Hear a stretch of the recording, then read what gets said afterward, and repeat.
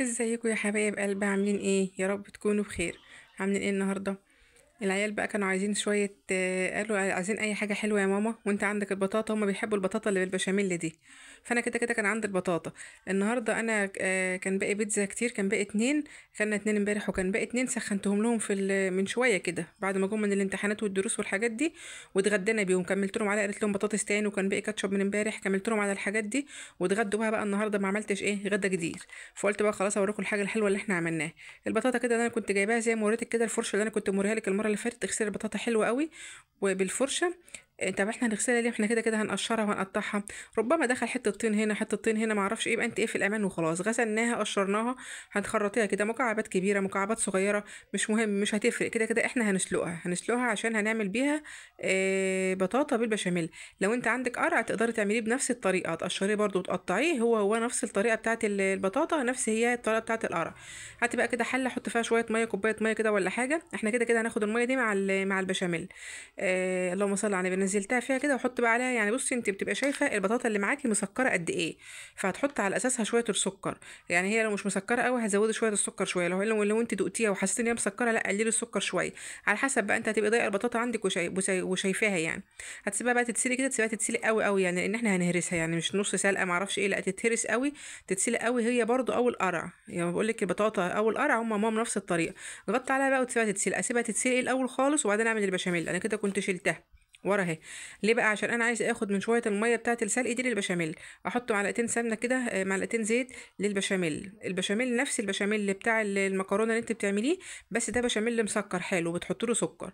هتحط فيه برضو معلقتين 3 دقيق على حسب انت هتعملي كميه قد ايه. يعني انا الكميه اللي عندي دي كانت بطاطا كانت 2 كيلو، كنت شايله منها واحده بس، لان أنا في وصفات كده بعملها للدايت بالبطاطا، فكنت شايله واحده.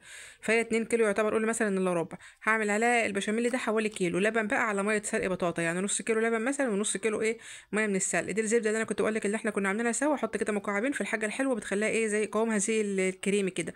عشان انا مش عندي كريمه لباني ولا قشطه ولا حاجه من دي. افتكرت في الاخر ان انا عندي قشطه احطها على وش البطاطا. فانا حطيت بقى هنا مع مكعبين الزبده ده، بتخليها حلوه، يعني بتخليها قوامها كريمي وتحفه.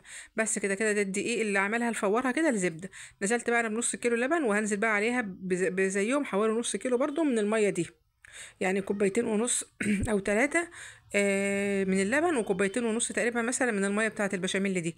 انت بقى شو بقى القوام معاك هيبقى ايه، وهتزودي بقى من قدامك الميه دي، تزودي بيها على فكره ميه السلق البطاطا، يعني مش استخسار، يعني مش حكايه مستخسره اللبن. بس بتخلي للبطاطا طعم تحفه، يعني بتخلي البشاميل وكل البطاطا كلها طعمها بطاطا، وانت هتشوف القوام بتاعها وتبقى عامله ازاي معاكوا. وبتدي البطاطا لون مصفر كده من ميه السلق، بتخليها تحفه. انا حطيت لها بقى شويه سكر على حسب برضو قلت لك انت البطاطا عندك ايه. حطيت لها حوالي نص كوبايه سكر ومعلقه قرفه، بس مش بحط الا كده. في البطاطا معلقه القرفه بتبقى جميله. خلي القوام البشاميل برضو معاكي مش خفيف قوي لان بيتقل في الفرن. انت لما بتطلعها من الفرن بتبقى تحسي ان هي لسه كريمي كده. انت لما بتسيبيها على فكره بتتقطع قطع احسن من قطع المكرونه كمان، بس لما بتسيبها تبرد. وانت بقى لو بتحبها برد، لو بتحبها سخنه هتاكلها بقى كده، هوريكي في الاخر هتبقى عامله ازاي.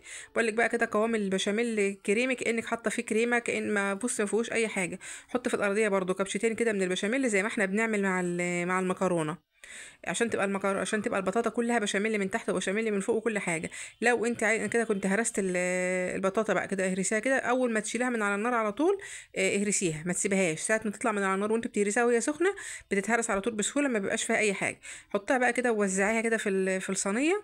انا كنت حاطه تحت طبقه بشاميل، واكمل بقى طبقه البشاميل اللي فوق. لو انت عندك مكسرات بقى، اي مكسرات عندك، جوز هند، زبيب، فستق، عين جمل، اي حاجه من الحاجات اللي عندك دي بتحبيها، سوداني مجروش، اي حاجه العيال بيحبوها. قلبيها على البطاطا قبل ما تحطها في الخطوه دي، يعني قلبيها زي في الطبق كده وانت بتهرسيها وحطيها. انا عشان العيال ما لهمش قوي في المكسرات ما بحطش، بسيبها كده هي بتبقى حلوه. يعني لو انت مش عندك او مش عايزه تحط مكسرات عادي. بس كده حطيت بقى، فردت طبقه البطاطا، افردي بقى حطي بقى عليها بقيه طبقه البشاميل. وعلى فكره البشاميل لو كتير برضو ما بيبقاش حلو، هي البشاميل الحبه دول كانوا متوسطين، يعني لو كان اكتر شويه كمان كان بقى احسن. بتدي طبقه من فوق كده، لما بتقطعها بقى لما بتبرد وتقطع وتبقى طبقه صفرا وطبقه بشاميل فوقيها، وتبقى طبقه صفرا وطبقه بيضه فوقيها، بتبقى تحفه على فكره. افتكرت بقى ان انا كان عندي حته قشطه كده ما كنتش شاريها، كنت شايلها من على وش اللبن كده بقى لها يومين، كنت احطها في التلاجة، فافتكرتها بقى كده في الاخر، قلت طب خلاص اما اطلع معلقتين كده احطهم على وش البطاطا. حطهم بقى كده، هما كده كده هيسحبوا الفرن. بصي دي قد نص معلقه سكر بالظبط، نص معلقه سكر كده، رشها بس على الوش كده عشان تعمل لك زي وش الكراميل. دخلتها بقى كده الفرن. تاخد وش بقى تحفه خلاص. حتى لو انت مش عندك قشطه وحطيتي معلقه سكر بس من الكبيره او كده بتطلع تحفه. بص اللون تحفه فظيع. اللي ما بين الحاجات الغامقه دي اللي هو الكراميل بتاع السكر، فلو انت حاطه كراميل بس هتبقى برضه تحفه معاكي. هي كده لسه سخنه مش هعرف اقطعها طبعا، لو هي بارده كنت قطعتها لك قطع، بتطلع قطع، انت هتجربيها وهتشوفيها. بس كده هي دلوقتي بقى لو طلعتها بالمعلقه هتطلع معاكي بالبشاميل بتاعها قوام كريمي خالص. سيبيها بقى تقطع معاكي قطع على حسب زي ما قلت لك، تاكليها بقى سايحه تاكليها بارده براحتك بقى، الف هنا وشفا.